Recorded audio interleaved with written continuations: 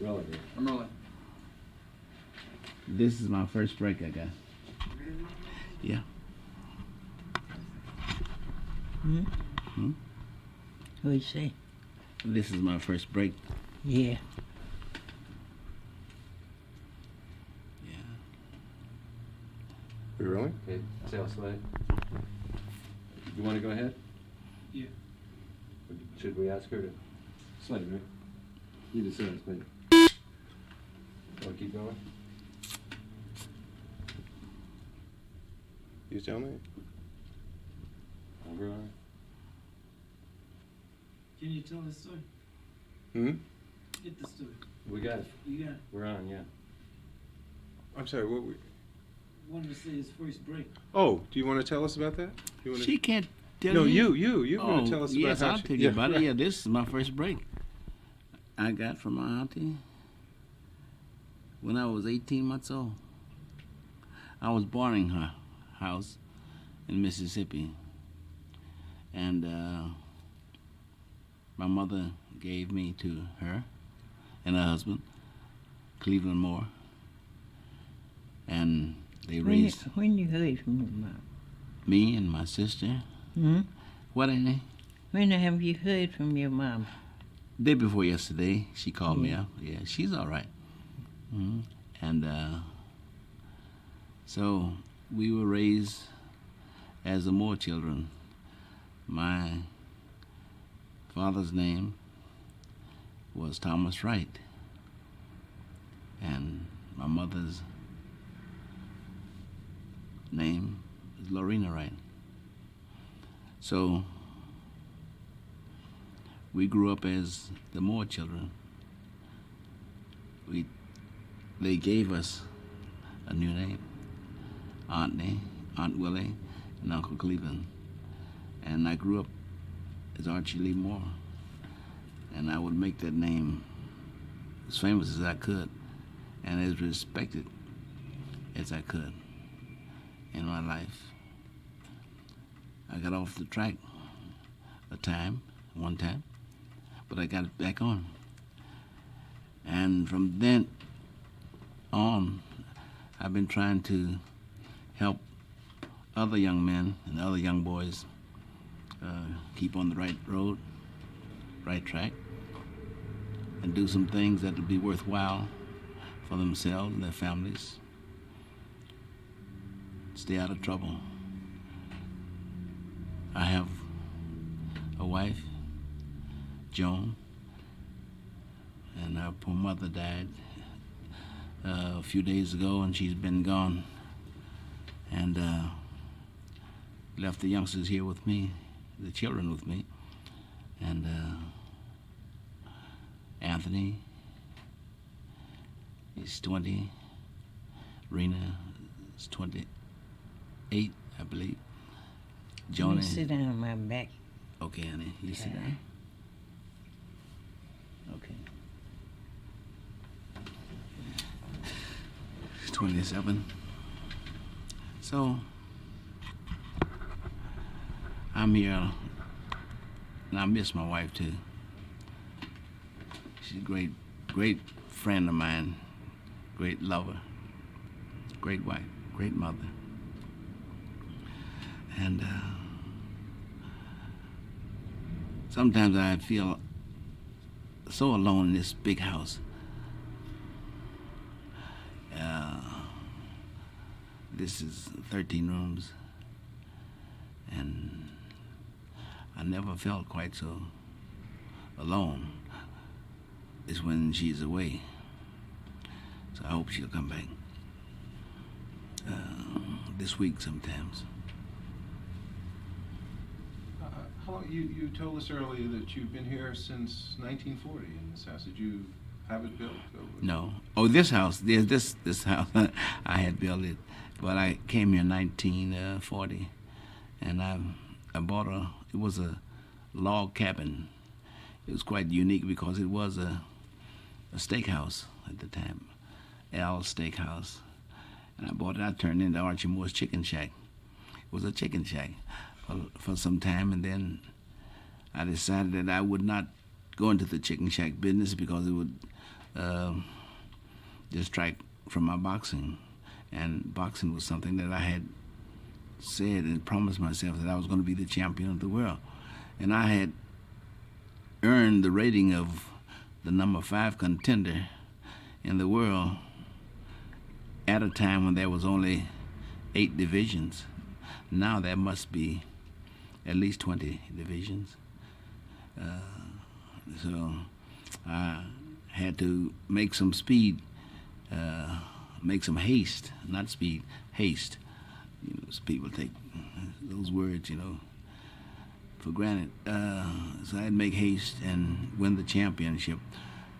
It took me from 1936 to 1952 to win the championship, which was my goal in life. And I won the championship, and I decided that I would keep it as long as I could. And I kept it for 9.5 years. And I fought several of the good fighters in that day and time. The most famous one, I suppose, was Marciano. And I fought Cassius Clay on his way up. And that is the one that stopped my career, because I had boxed 27 years when I met Cassius Clay, who later changed his name to Muhammad Ali. And there are a lot of times people said, "Did Muhammad stop you?" I said, "No." "Yes, he did. Yes, he did." I said, "Look it up in the record book." The record book always shows Cassius Clay won over Archie Moore, 4 rounds. So I had a wonderful career, wonderful boxing career. I traveled a lot of places, to Africa for 3 years, and I was tempted to learn to speak the language, but then I didn't want to stay over there. And I might have become so fascinated by Africa. It is a beautiful place, and I don't understand why the superpowers can't give the African nations something that they owe. They came in and they ravaged the place. They cut up Africa into parts like a fried chicken, and then when they left Africa and they formed the world's nation and decided to let Africa go back on its own, they gave her nothing. They gave her no kind of reimbursement, and they left a lot of poor black people over there, and they are struggling, trying to make it now, and the people are dying like flies in Egypt and the Sudan and some of the places where the children are starving. And I thought that it was a very noble thing that the movie people got together, made that song "We Are the World," and made a great contribution to these people. And anywhere in the Bible you can look, and perhaps you can see where it said feed the people. And so this is what they're trying to do, trying to help feed those little babies. And some of them are so far gone, they can't even take food. They can't even eat. And it's a shame. It's pitiful. I would suggest, I would implore, I would ask, I would beg the United States to give them 5,000 or 6,000 tractors and caterpillars and men to go over there and teach those people how to run it and repair them in case of breakdowns and when they will break down. And this will be this is what I would call self-help. If you give people, like the saying goes, if you give people a fish, he'll eat the fish and ask you for another one the next meal. But if you give a guy a pole and teach him how to fish, then he'll be able to catch his own fish. So teach the people how to plow those fields. Give them the machinery to do it with, you see, and sent some know-how over there to help them make dams, dam up the water and pipe the water to the places where there's no water, and you will see some happy faces, those that survive. But this seems to be me a way that America and the rest of the powers are starving people to death. I said it. I can't take it back. I don't want to take it back. Let somebody work on it. Let some of the senators, congressmen, president, let him work on it. Changing? Cut.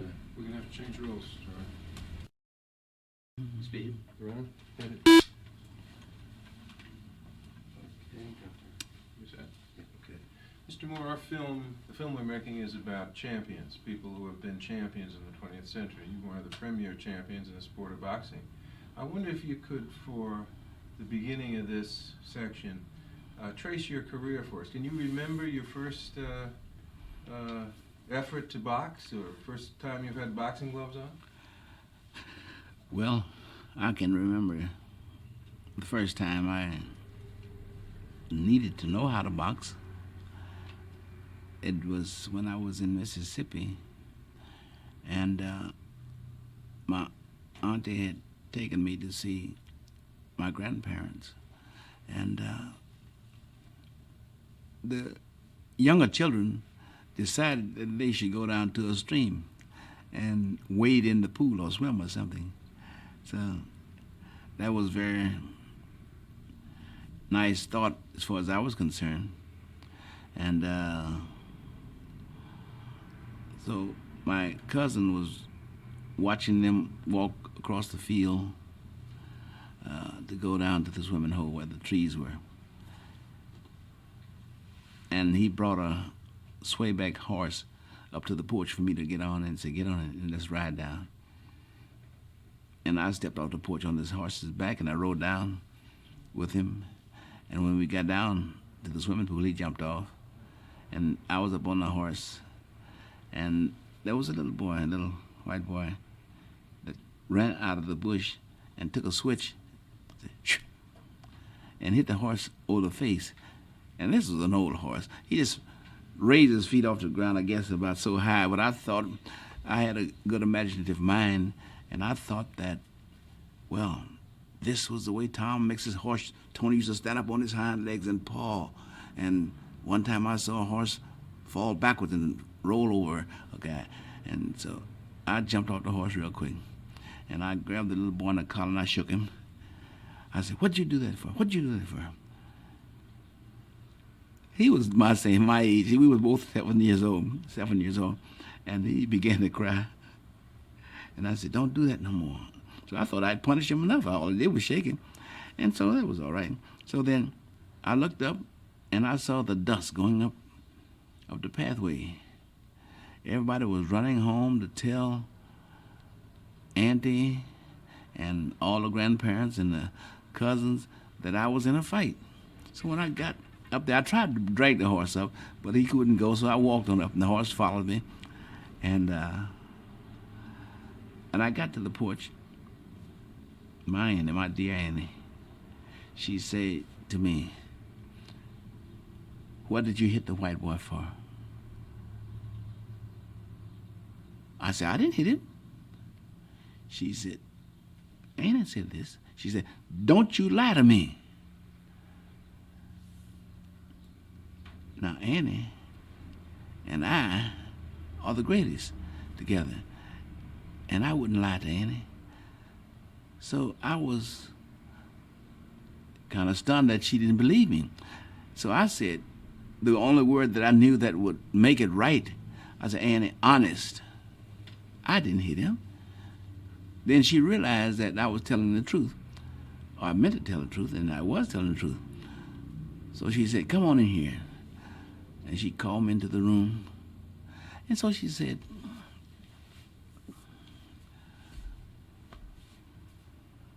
what did you do? Voice calmed down. I said, well, Annie, all I did was shake him. He tried to hit my horse, and the horse reared up and looked like he might fall on me. So I got him off and got off the horse, and I shook him. That's all. I didn't hit him. She said, well, don't you know you ain't supposed to lay your hands on white people? I said, well, Annie, he hit my horse. She said, that don't mind. That don't mind. You know what they did to a colored man? That's what they used to call black folk in them days. You know what they do to colored folks? I said, no. She said, they lynch them. She said, well, only last couple of months ago, they lynched a colored man. I said, well, I didn't know what lynching was. You were 7 years old. How would I know what lynching means? I said, well, what they do?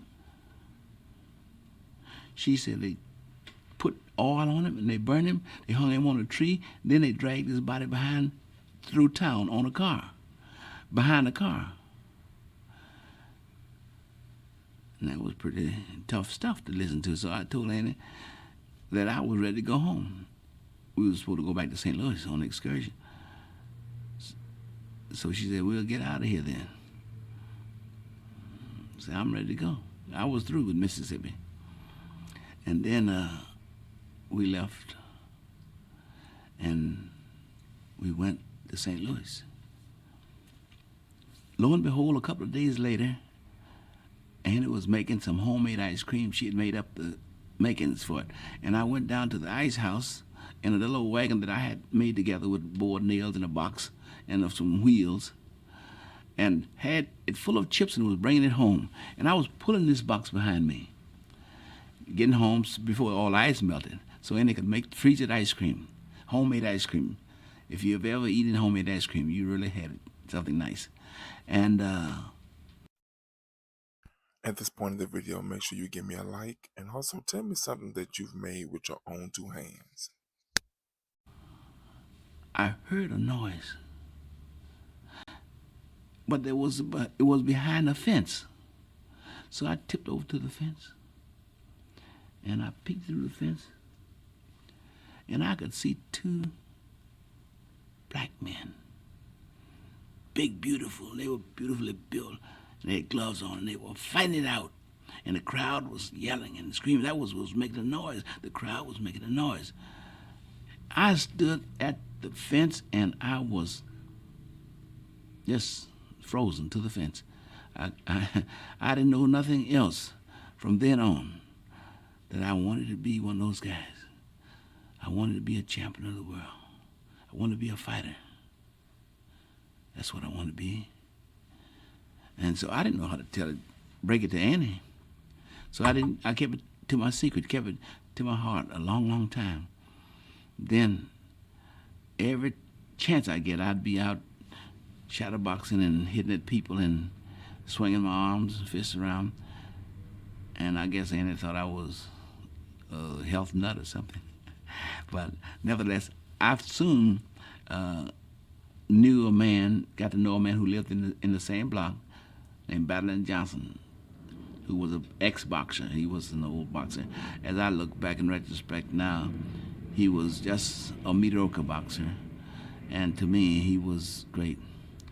And he used to tell me things about fighting and other fighters and Jack Johnson and all those people that were fighting, and would stimulate me, kept me just motivated and up high all the time. I wanted to fight. That's all I wanted to do. And finally, after I got to be about 13 years old, I was going through a park, and some Italian boys were playing softball, and they knocked the softball way out in the street. And I was in the street coming home from school. I picked it up, and the guy ran up, the outfielder ran to me and said, throw it here. And I threw it way over the head, trying to throw the guy out at second base. And the guys got mad, and we got to fighting out there. And then I saw the rest of the game coming after me, and I cut out, and I was gone. And I said, I'm going to quit running one of these days, and I'm going to start fighting back. I said, no prize fighter runs. I want to get it. And so, Let's go to Cut. Somebody wants to leave. Yeah. yeah. Let's go.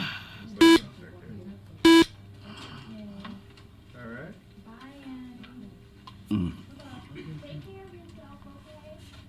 What we got left? Oh, Manuel's here.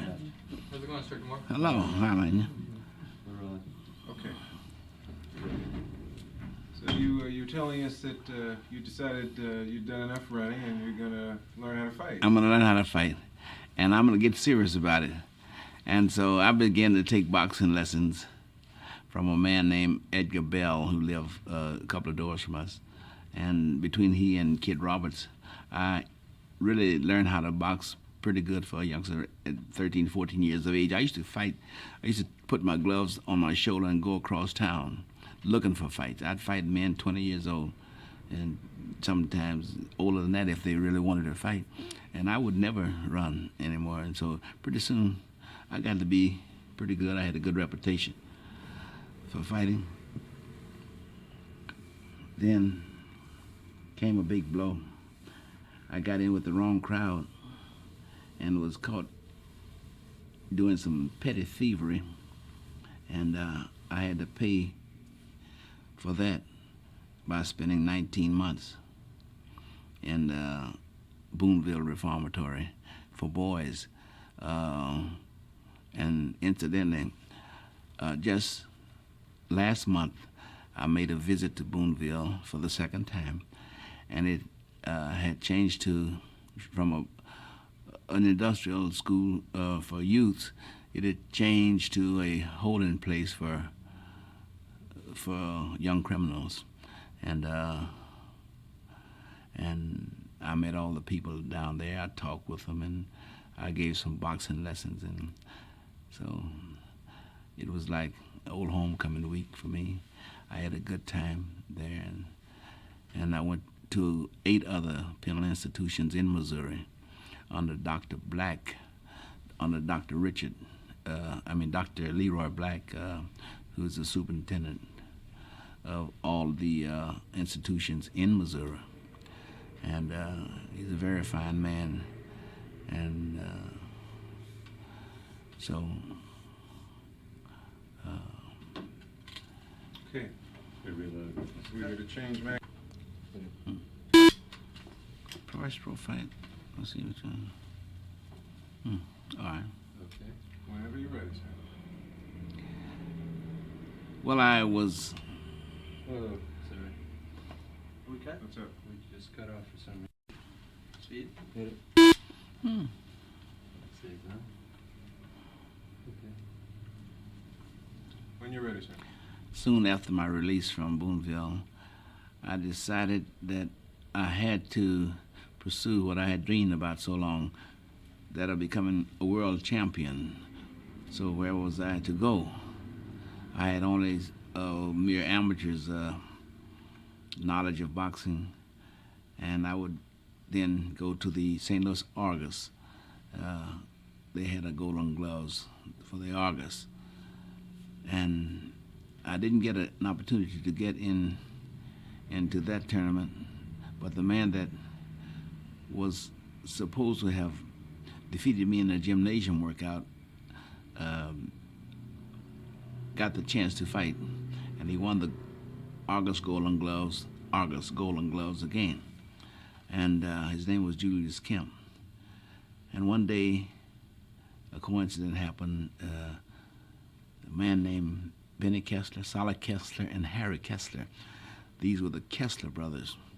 Harry Kessler is a famous ex-referee or referee who refereed my bout for Marciano. He was promoting amateur matches in those days in backyards and ballparks and different places, small places. And he was also in metal. He's a metallurgist.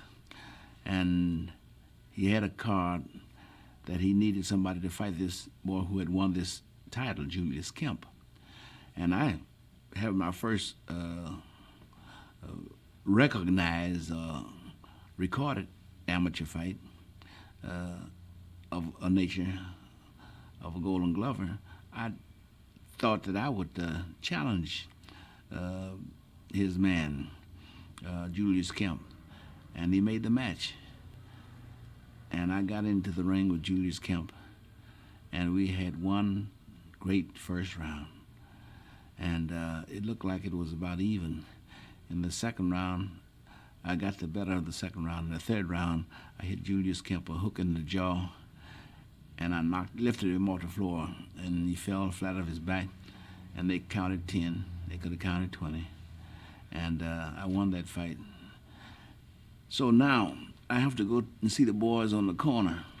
I want to go and see the boys on the corner tomorrow morning when the paper comes out. So I got up early that morning, 3 o'clock in the morning, and went and got, they call the papers in that early, the Bulldog. I got the Bulldog.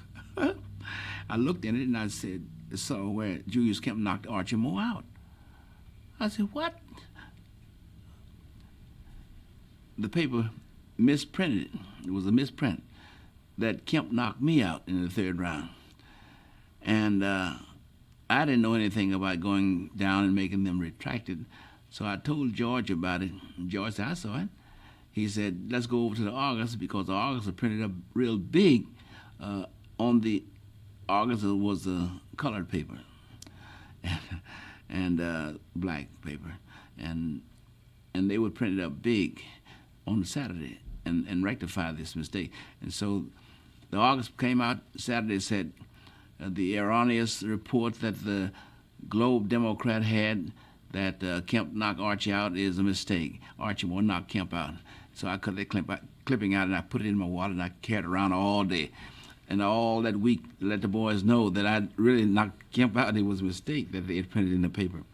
But then my career started and I fought about 13 amateur fights. Then I said, there is no money in amateur fighting, so I got to make some money because I wanted to buy Annie a little house. I told Annie I was going to buy her a little white house. And so I started fighting as a pro. So it might sound glamorous the way I said it, just started fighting as a pro. But my first pro fight, I wound up owing the state $2 for a license. I think my manager, we fought on percentage, and my manager got $10 for our purse, which of the money that was left. And the next fight we had in Ponca City, Oklahoma. I got $35 for fighting a man named Ham Pounder. And I wound up with $10 that money after I got home, with expenses and things, what they were. Managers' cuts and fees, seconds, and so forth. But I kept going, and sometimes I fought for nothing. I fought over into a schoolhouse one day in a little town near the border of Arkansas. And I fought a boy over there, great big heavyweight. And I weighed 152 pounds, and I was real slender and skinny. But I could still hit like a mule. I could hit hard as a heavyweight then. And I knocked this boy out in a couple rounds. And they passed the hat around, and I think they took up about $4. And they gave me the money. And so we left. So if Kessler had known that, he would have probably said that I was fighting as, I couldn't fight back in the amateurs anymore, which I was fighting bootleg pro fights then. And but I kept fighting, and then pretty soon, Felix Thurman, a man, said he wanted to take me to California to fight. So we got on the road. We had $37 leaving St. Louis, Missouri. We left St. Louis with $37 in cash, 2 oranges, a case of Coca-Cola, and 2 sacks of peanuts, and had a wreck before we got into Oklahoma good, near Ponca City, Oklahoma. We turned the car over to keep from hitting the guy head on, and my wrist was cut all the way across, and it come within just seconds of severing my the veins here, these veins. I mean the leaders, and as luck would have it, if you believe in the Lord, a car pulled up right behind where we were and stopped. And two men jumped out, and both of them had on white jackets. They were interns, young interns. They had two girls in the back of the car, and they were going to the hospital. And they took me to the hospital. That was the kind of luck I had, because the blood was spurting out of my right wrist. And he said, well, if we had not come along, it might have been some dire results. And so Felix had the $37 less the money that he spent into the tank going down, so he had to pay this man $20 of that money to pull us out of the ditch in those days. And but Felix was a great mechanic, and he dared a car to stop on him. So when he got the car up on the roadside, and Felix drove it on into town to the hospital where I was, to the doctor's office where I was. Then we left, and Felix wired his wife, who worked out in service here, like the black women at the time worked for the white folks, and in the kitchen. And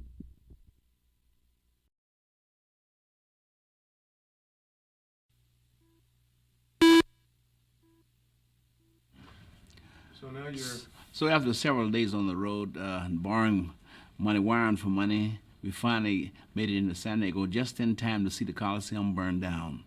And we had to go up to Los Angeles to get some fights, and one of the promoters up there said, we got too many colored boys around here now. We've got 50 colored boys waiting in line for a fight, and you bring this man up here to get a fight? He said, there's no fight. He said, why don't you go and get a job? He said, if you get two, I'll take one of them. So that was an insult to me that I never forgot.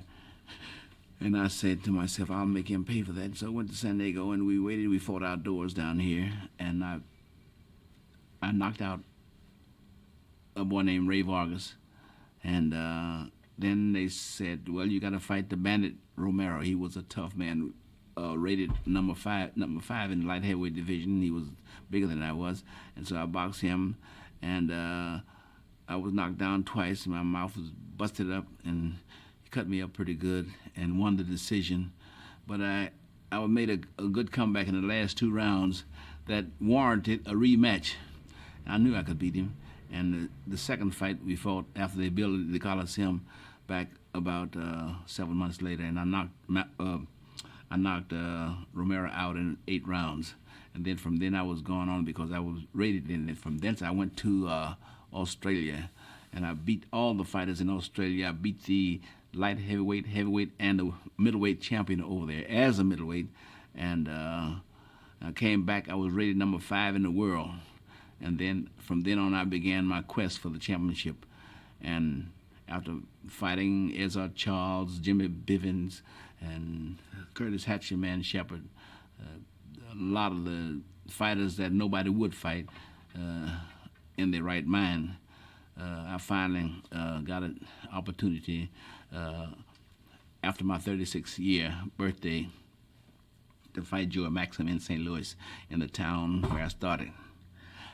And I decisioned Maxim, and I thought that I won 13 out of the 15 rounds, but yet and still when the total votes was, points were gathered in, the same referee, Harry Kessler, who gave me the fight with Kemp back in the amateur days, voted that I had 82 points, and Kemp had 78.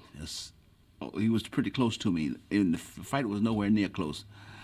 And I fought Maxim 3 times, 2 more chances I gave him for the title. And then I decided that 3 times fighting a guy like Maxim was enough. And Maxim was a good fighter. He was one of the shrewdest fighters and toughest fighters in the whole fighting career. He was only knocked out once, and he was knocked out by a dangerous hitter, one man that I had beaten years ago, Curtis Hatcheman Shepard. And Shepard knocked him out in 1 round, and he came back 2 months later and beat Shepard. Then Maxim also fought Ray Robinson. After Ray Robinson played like the dog crossing the bridge, had a bone in his mouth. Ray Robinson was the champion of the world, the welterweight champion of the world, the idol of all Harlems everywhere and all the black people. And they said that he is one of the greatest of all time. And Ray Robinson snatched Maxim away from me when I was closing in on Maxim in 1952. Ray Robinson snatched Maxim right out of my grasp and fought Maxim in the polo grounds in New York City, and it was 104 degrees.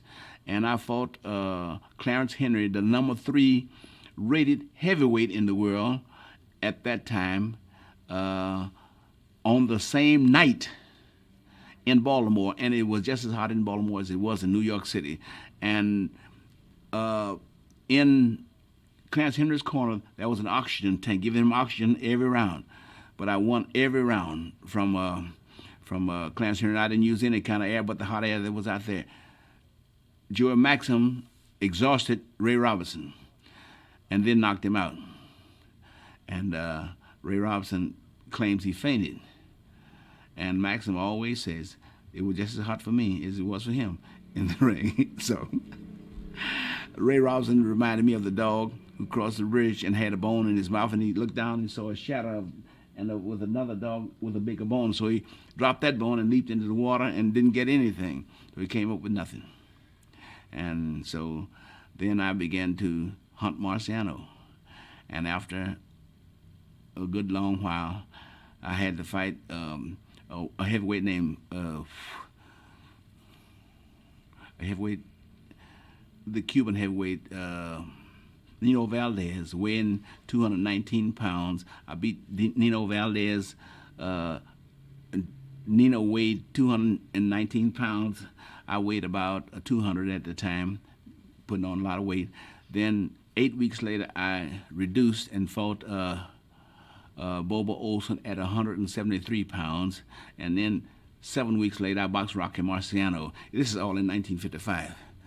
And I lost to Marciano by knockout in the 9th round of a thrilling fight. And that was just about my career. Let's cut for just a second. When we come back... My career when I fought Marciano, but it wasn't. It wasn't. You came back. Mm-hmm.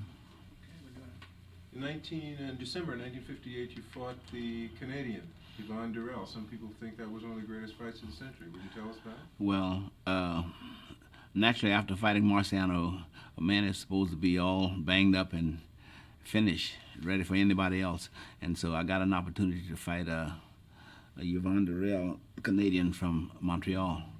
And we fought a sensational fight there. And it was cold that night, and I thought that maybe, I'd better not go out and warm up in the ring, because after the introductions and everybody get taken up by in the ring, then I'll get cold while the introduction is going on, and then I'll be cold, and it might catch me cold. So I said I'll be clever, and I'll wait till I get into the ring, and then I'll start warming up, as the fight progressed. When I got into the ring, it was about 35 degrees inside the auditorium. It was 10 degrees below outside. And I was cold, and Durrell caught me a right hook on the jaw, and boy, the back of my head hit the floor. And I said, oh, I've had it now, because it seemed like a fracture. And I said, if I can just make it, and go out trying, go out swinging. And I got up and down I went again. And I said, this guy can really hit. And he knocked me down one more time, the third time. And I said, I began to pray. I said, oh, God, help me get up. Let me get up and go out fighting. I was willing to go out. If I could just get an opportunity to fight back some, hit this guy a little bit. And I got up, and we struggled a bit. And then the bell rang. And after the bell rang, I went to my corner. I didn't know where I was, and Doc Kearns began to slap me around, get me woken up, and so waked up, and so after the next round, I began to move away from the guy. I could hear Dick hollering, "Stick away from him! Stick him! Move away from him! Stick him! Move camera around in a circle! Move him around in a circle and stick him!" And that's what I did. That's what I did. And I kept doing that until around the fourth round. Then I woke up a little bit. In the fifth round, I began to go into the guy, and the guy knocked me down again. So this time I was warmed up, and I was in control of my faculties. And so I said, well, now I'm gonna get this guy. And I got it right up in the sixth round. I went right to him. And the seventh round, I knocked him down.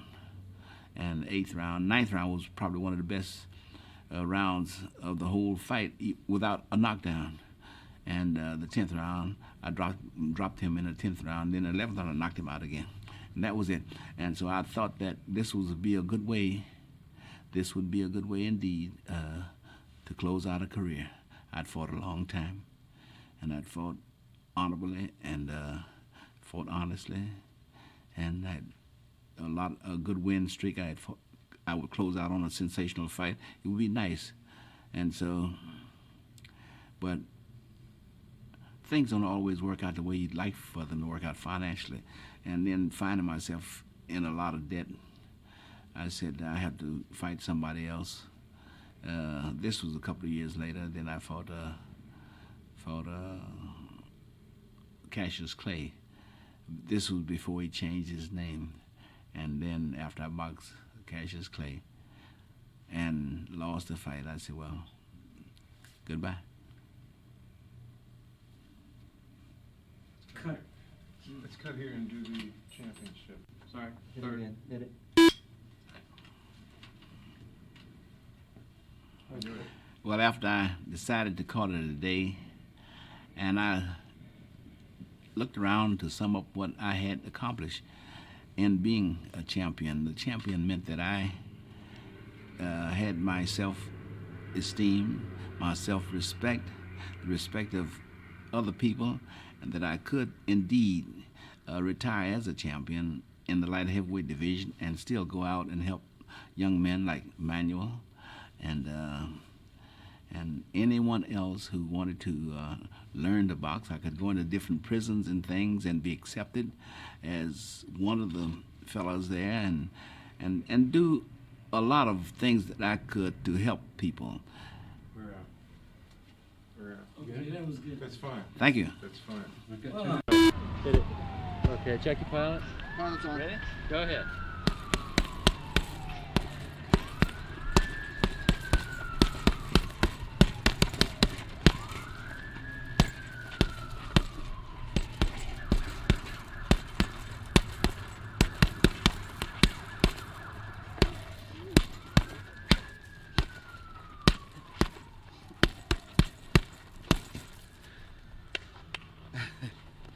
That's enough. For me. Go, pilot. Yep.